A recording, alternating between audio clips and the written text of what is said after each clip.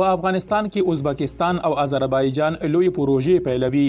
او په بیلابیلو برخو کې فابریکې جوړوي. دغه دوه هیوادونه د افغانستان په کومو سیمو کې لوی پروژې پلي کوي. درنو لیدونکو ستړي مه شئ.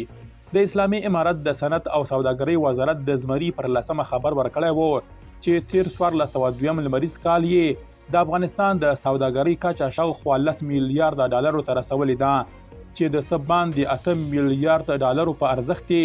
واردات کړي او 1.8 میلیارډ ډالرو په ارزښت یې هم له افغانستان توکي صادر کړي دي. دغه وزارت ډیروي په وروستي یو کال کې روسیې ته د افغانستان د صادراتو کچه 54، ترکیې ته 53، ایران ته 19، چین ته 14 او قزاقستان ته 2.15 سلنه ډیره شوې ده. د اسلامي امارت د سوداګرۍ وزارت په داسې مهال د سوداګرۍ په برخه کې د لاسته راوړنو یادونه کوي چې لا هم له پاکستان او نورو ګاونډیو هیوادونو سره ډیری وخت افغان سوداګر د ستونزو په اړه شکایتونه کوي. د یو تازه خبر له مخې د اسلامي امارت د صنعت او سوداګرۍ وزارت چارواکي وایي چې د ازبکستان د اقتصاد وزارت یو پلاوی او د آذربایجان د اقتصاد وزارت مرستیال کابل ته رسیدلی او د دریو هیوادونو ترمنځ د سوداګرۍ هڅو د پیاوړتیا لپاره د همغږۍ ناسته کوي.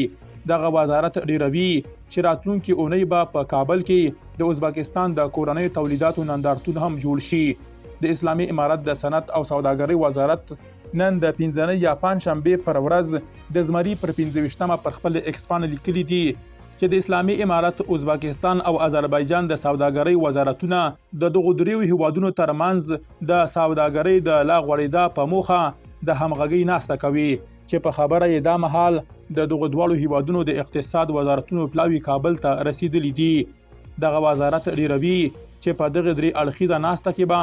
د درې اړخیزو اړیکو او د ترانسپورت او لوجستیک برخې پراختیا، د جیولوژیکي موندنو او جامدو کاني توکو او د افغانستان په شمال کې د سیمټو پروژې د پلي کېدو په تړاو خبرې وشي. د اسلامي امارت د سوداګرۍ وزارت ډیروي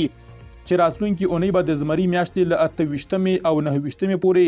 په پلازمینې کابل کې د ازبکستان د کورنیو تولیداتو او محصولاتو 2 ورځنی نندارتون هم جوړ شي چې موخه یې د افغانستان او ازبکستان ترمنځ د اقتصادي، سوداګریزو او ترانزیټي اړیکو پراختیا ده.